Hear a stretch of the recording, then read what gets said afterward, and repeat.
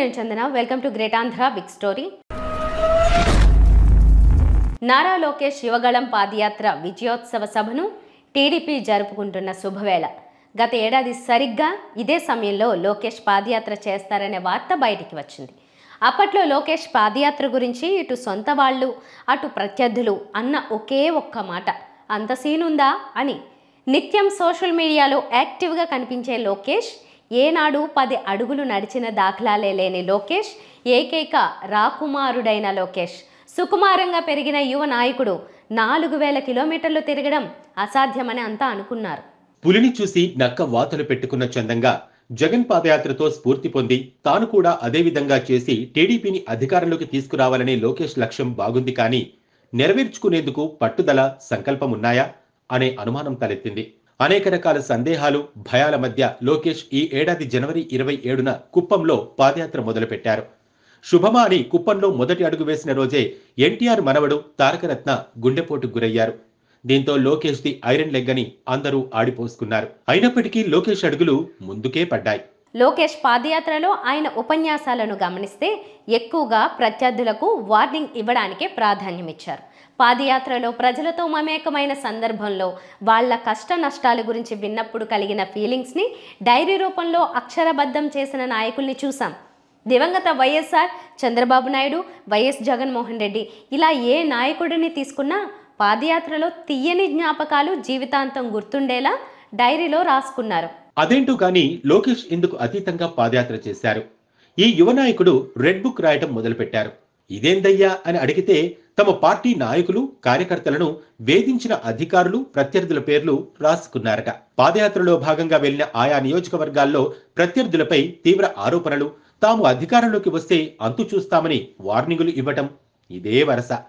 ప్రత్యర్థుల్ని, అధికారుల్ని బెదిరించి లొంగదీసుకోవడానికి లోకేష్ ప్రయత్నించినట్టు కనిపించింది. అందుకే ఆయన పాదయాత్ర చేశారేమో అనే అనుమానం. పాదయాత్ర చేయలేడని అనుకున్న లోకేష్ అందుకు భిన్నంగా ముందుకు సాగడంతో ప్రత్యర్థులు కూడా ఔరా అని ఆశ్చర్యపోయారు. మొదట్లో ఎంతో కొంత క్రేజ్ వచ్చింది. అయితే పాదయాత్రలో లోకేష్ కు అంతో ఇంతో వచ్చిన పాజిటివిటీ కాస్త చంద్రబాబు అరెస్టుతో అంతా కొట్టుకుపోయింది. మీ అంతు చూస్తా, తోలు వలుస్తా, కడ్రాయర్పై నిలబెడతా అని ప్రగల్భాలు పలికిన లోకేష్ అధికారంలోకి వస్తే అన్నంత పని చేస్తారేమో అని కొందరు ప్రత్యర్థులు భయపడిన పరిస్థితి. అయితే చంద్రబాబు అరెస్ట్ అయిన తర్వాత ఏకంగా 40 రోజులకు పైగా లోకేష్ ఢిల్లీలోనే దాక్కోవడంతో ఉత్తర కుమారుడనే విమర్శ ఎదుర్కొన్నారు. చంద్రబాబు రాజమండ్రి సెంట్రల్ జైల్లో 52 రోజులు ఉంటే ఆయన తనయుడు 40 రోజులకు పైగా ఢిల్లీలో ఉంటే ఎలా అర్థం చేసుకోవాలి? టీడీపీ వారసుడిగా లోకేష్ అనర్హుడనే చెడ్డ పేరు తెచ్చుకున్నారు. చంద్రబాబుతో సంబంధం లేకుండా టీడీపీని నడపగలిగే శక్తి, యుక్తి లోకేష్ కు లేవనే వాస్తవాన్ని టీడీపీ నేతలు గ్రహించారు. అంతెందుకు, ఇటీవల లోకేష్ తిరిగి పాదయాత్ర ప్రారంభించిన తర్వాత తుఫాను ప్రభావంతో విస్తారంగా వర్షాలు పడ్డాయి. తుఫాను ప్రభావం 2-3 రోజులుంటే లోకేష్ 5 రోజులు సెలవు తీసుకున్నారు. నిజంగా లోకేష్ లో నాయకత్వ లక్షణాలుంటే తుఫాను వల్ల నష్టపోయిన రైతాంగాన్ని పరామర్శించి ఉంటే అద్భుతంగా ఉండేది. కానీ లోకేష్ ఆ పని చేయలేదు. ఏదో వారసత్వంగా వచ్చిన నాయకత్వం. అందుకే రెండో దఫా పాదయాత్ర అసలు ఉలుకు పలుకు లేకుండా సాగిపోయింది. లోకేష్ పాదయాత్ర చేస్తున్న సంగతి టీడీపీకి మాత్రమే తెలుసు. లోకేష్ పాదయాత్ర గురించి లోకం అస్సలు పట్టించుకోలేదు. దీనికి కారణం లోకేష్ సమాజం కోసం చేస్తున్న ఫీలింగ్ ఎవరిలో లేకపోవడం. ఎంతసేపు ఎంత త్వరగా పాదయాత్రను పూర్తి చేసి ఇంటికి వెళ్దామా అనే చింతే.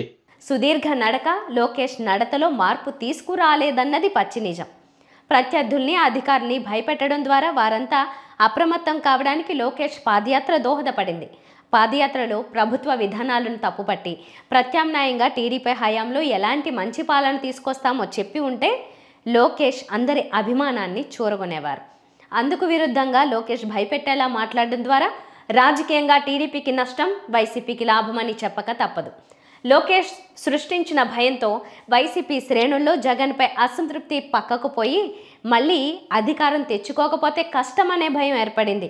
దీంతో వారంతా వైసీపీ కోసం పనిచేసేలా లోకేష్ చేయగలిగారు. ఇది వాళ్ళ బిగ్ స్టోరీ. మరిన్ని టాపిక్స్తో మళ్ళీ కలుద్దాం. నమస్తే.